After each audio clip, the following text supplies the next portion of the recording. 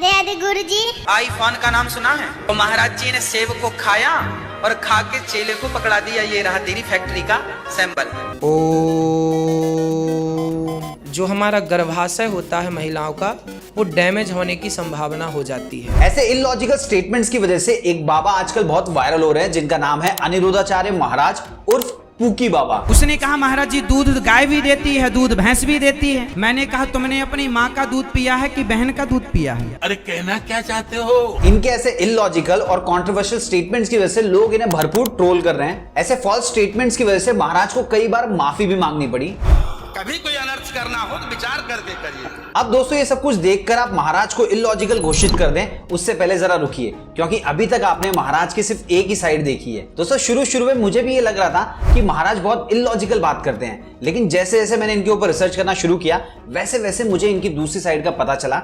अब क्या है वो दूसरी साइड, ये आपको इस वीडियो के अंदर पता चल ही जाएगा। लेकिन दोस्तों इतना मैं यकीन के साथ कह सकता हूं कि महाराज का दूसरा पर्सपेक्टिव देखने के बाद में आपका इन महाराज को देखने का नजरिया पूरी तरीके से चेंज हो जाएगा। अब वो नजरिया सही होगा गलत होगा, ये वीडियो देखकर आप खुद डिसाइड कर पाएंगे। बोलो बाटारन स्वामी की।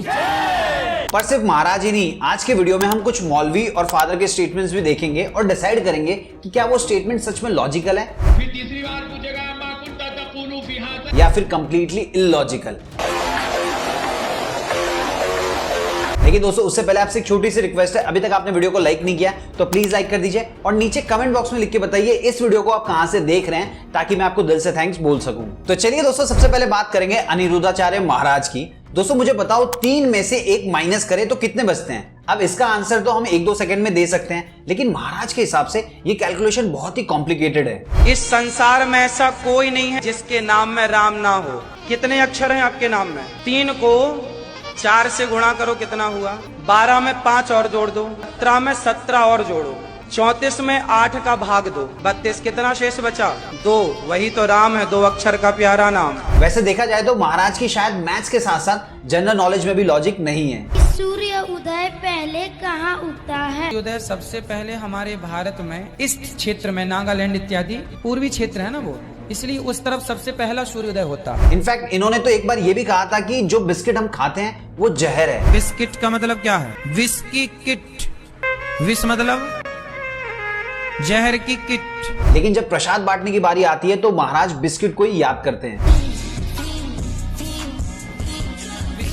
और यही सब देखकर महाराज को आजकल इंटरनेट पे भरपूर ट्रोल किया जा रहा है, इलॉजिकल बाबा का टाइटल भी दिया जा रहा है। लेकिन दोस्तों यहाँ पे आता है दूसरा पर्सपेक्टिव, क्योंकि अगर इन महाराज की वीडियोस आप ध्यान से देखेंगे और कुछ शब्दों को रिफाइन करेंगे तो इन स्टेटमेंट्स के पीछे आपको हिडन मैसेज मिलेगा। अब ऐसा क्यों? तो इसके लिए हमें महाराज की थोड़ी बहुत हिस्ट्री जाननी होगी। देखिए महाराज बचपन से ही धार्मिक एनवायरनमेंट में पले बढ़े, शुरुआत से ही उन्हें अध्यात्म में इंटरेस्ट था, इसीलिए आगे चल के उन्होंने अपने इसी इंटरेस्ट को प्रोफेशन बना लिया, जिसके बाद में वो जगह जगह भगवत गीता का पाठ करने लगे। देखिए शुरुआत में तो इन्हें ज्यादा लोग नहीं जानते थे, लेकिन यूट्यूब और सोशल मीडिया पे आने के बाद में महाराज को बहुत ज्यादा हाइप मिली, जिसका सबसे ज्यादा क्रेडिट जाता है क्राउड वर्क को। अब आप सोच रहे होंगे ये क्राउड वर्क क्या होता है? तो दोस्तों क्राउड वर्क का मतलब होता है लोगों से बातचीत करना, उनके साथ मजाक करना, उनकी प्रॉब्लम्स को समझना, इन शॉर्ट कहूं तो लोगों के साथ कनेक्ट करना। ये सेम टेक्निक आजकल बहुत सारे स्टैंड अप कॉमेडियन भी यूज करते हैं। इसकी तो बेस्ट फ्रेंड ही है और तुम दोनों सूखे हो एकदम।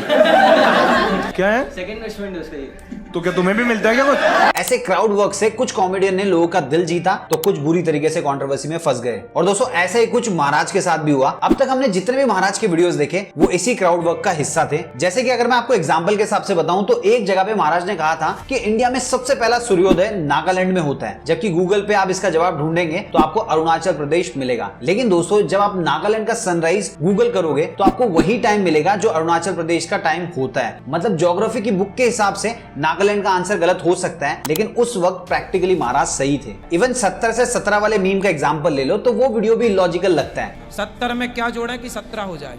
आग की मात्रा जुड़ जाएगी। 70 में क्या जोड़ दें कि 17 हो जाए? आग की मात्रा जोड़ दो, हो जाएगा। लेकिन अगर आप पूरा वीडियो देखोगे तो आपको पता चलेगा कि महाराज उस बच्चे को प्रैक्टिकल नॉलेज के बारे में समझा रहे थे, क्योंकि महाराज का कहना था कि हमें किताबी ज्ञान के साथ साथ प्रैक्टिकल नॉलेज और प्रेजेंस ऑफ माइंड को भी बढ़ाना चाहिए, जिसके लिए उन्होंने 70 से 17 वाला एग्जाम्पल दिया था। अब भले ही उनका एग्जाम्पल देने का तरीका थोड़ा सा कैजुअल होगा, लेकिन उनका इंटेंशन सही था। इनफैक्ट बिस्किट वाली मीम में भी ऐसा ही कुछ हुआ। बिस्किट का मतलब क्या है? Whisky kit. देखो हम सब जानते हैं कि बिस्किट में भर भर के मैदा और शुगर होता है जो कि हमारी हेल्थ के लिए अच्छा नहीं होता, लेकिन ये बात अगर सीधी सीधी बताई जाए तो कोई नहीं सुनता। इसीलिए महाराज ने उसे अट्रैक्टिव वे में विश कहा ताकि लोग डर कर इनडायरेक्टली बिस्किट से दूर रहें। देखिए दोस्तों, मैं ऐसा नहीं कहूंगा कि महाराज पूरी तरीके से सही है, क्योंकि उनके बोलने का पॉइंट सही होता है, बस वो भावनाओं में थोड़े से बह जाते हैं जिसकी वजह से उनकी बातें इलॉजिकल लगने लगती है। इसीलिए अगर हम एप्पल स्टोरी की बात करें तो वो भी पूरी तरीके से गलत नहीं थी। आईफोन का नाम सुना है? आईफोन का कोई भी प्रोडक्ट आप देखते हैं कटा हुआ एप्पल बना होता है। हमारे भारत में एक संत हुए हैं नीम करोली महाराज जी, नाम सुना होगा, नीम करोली वाले बाबा जी। क्योंकि स्टीव जॉब्स खुद नीम करोली बाबा से मिलने इंडिया आए थे। महाराज को यहाँ पे हमारे संतों की महिमा समझानी थी कि स्टीव जॉब्स जैसे बड़े बड़े लोग भी इंडिया संतों से मिलने आते हैं कि हमारे देश के संत इतने श्रेष्ठ हैं कि दुनिया के सबसे अमीर से अमीर व्यक्ति भी आकर के संतों के चरणों में गिर जाते हैं। बस एप्पल कंपनी का जिक्र करके महाराज ने खुद के पैर पे कुल्हाड़ी मार ली। उनका इलॉजिकल बोलना, हंसी मजाक करना, लोगों को अजीब एडवाइस देना, इन सब की वजह से लोगों ने उन्हें ट्रोल करना शुरू कर दिया और पूकी बाबा का नाम दे दिया। अब दोस्तों सोचने वाली बात यह है कि महाराज ऐसे इलॉजिकल स्टेटमेंट देते ही क्यों हैं? इसके पीछे दो रीजन हो सकते हैं। सबसे पहला, ज्यादातर लोगों को अध्यात्म और सत्संग ये सब बोरिंग लगता है, शायद उसे इंटरेस्टिंग और आसान बनाने के लिए वो ऐसे जोक्स या फिर टेढ़ी मेढ़ी बातें करते होंगे। और दूसरा रीजन, पब्लिसिटी और फेम। शायद महाराज की कोई पीआर टीम होगी जो महाराज को कैसे बोलना चाहिए, क्या बोलना चाहिए बताती होगी, जिससे उन पे लोग रिएक्ट करें और बाबा हमेशा इंटरनेट पे छाए रहें। अब दोस्तों मैंने दोनों पहलू आपके सामने रख दिए, अब इसमें आपको क्या सही लगता है ये आप खुद डिसाइड कर सकते हैं। लेकिन दोस्तों ऐसा सिर्फ हिंदू धर्म के बाबाओं के साथ नहीं होता, बल्कि मुस्लिम और कृष्ण धर्म में भी कुछ ऐसे मौलवी और फादर्स हैं जो हर वक्त ट्रोल होते रहते हैं।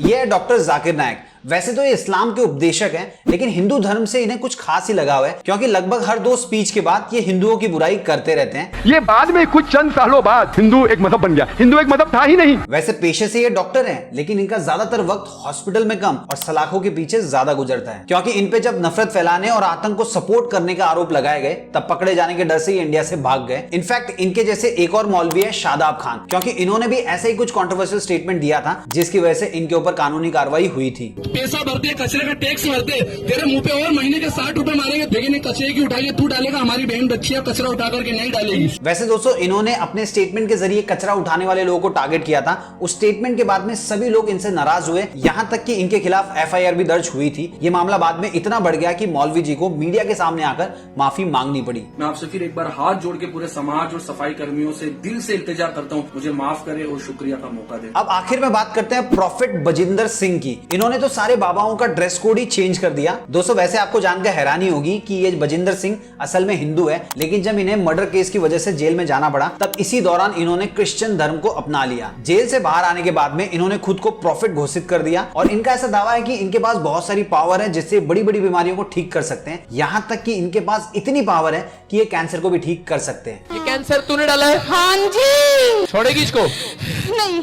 पवित्र आत्मा तेरे नाम से इन्फेक्शन खत्म होने पाए और ये दुष्ट आत्मा इसको छोड़कर जाए यीशु के नाम में। मुझे समझ में नहीं आ रहा है कि बड़े बड़े हॉस्पिटल्स क्यों चल रहे हैं। वैसे दोस्तों इनके जो प्रोग्राम्स होते हैं वो किसी एक्शन मूवी से कम नहीं होते, क्योंकि पेशेंट को दो लोग पकड़ के लेके आते हैं, फादर बजिंदर सिंह उनको टच करते हैं और वो पेशेंट गिरते पड़ते नजर आता है। वैसे दोस्तों देखा जाए तो इनमें पावर तो है, लोगों को क्रिश्चियन बनाने का पावर, क्योंकि इनके प्रोग्राम में आए हुए लोगों का ये जबरदस्ती धर्म परिवर्तन करवाते हैं और इस कारण इन पर कानूनी कार्रवाई भी हो चुकी है। और दोस्तों इतना ही नहीं, इस फादर का नाम रेप केस में भी शामिल हुआ है। लेकिन दोस्तों अफसोस की बात यह है कि इतना सब पता चलने के बाद भी इनके पास आने वालों की जो तादाद है वो लगातार बढ़ती जा रही है। देखिए यहाँ पे एक चीज मैं क्लियर करना चाहूंगा, इस वीडियो के जरिए मैं किसी भी धर्म को नीचा दिखाने की या किसी धर्म को ऊंचा दिखाने की कोशिश नहीं कर रहा हूं, लेकिन दोस्तों कुछ धोखेबाज लोगों की वजह से दूसरे लोगों को फिजिकली, मेंटली और फाइनेंशियली सफर करना पड़ता है। अब देखा जाए तो थोड़ी बहुत गलती उन लोगों की भी है जो ऐसे लोगों के पास जाते हैं और आंख बंद करके इनके ऊपर विश्वास करते हैं। इसीलिए दोस्तों इस वीडियो के जरिए मैं सिर्फ ये एजुकेशन फैलाना चाह रहा हूं कि किसी पे भी ट्रस्ट करने से पहले अपने लेवल पे सबसे पहले चेक कर लेना चाहिए। और दोस्तों ऐसा भी नहीं कि हर बाबा फेक ही होता है, कुछ बाबा बहुत अच्छे भी होते हैं। इसीलिए दोस्तों हमारा ये फर्ज है कि हम जिस भी बाबा, गुरु, मौलवी या फादर को माने उनके बारे में सबसे पहले रिसर्च कर लें, उनको अच्छे से परख लें,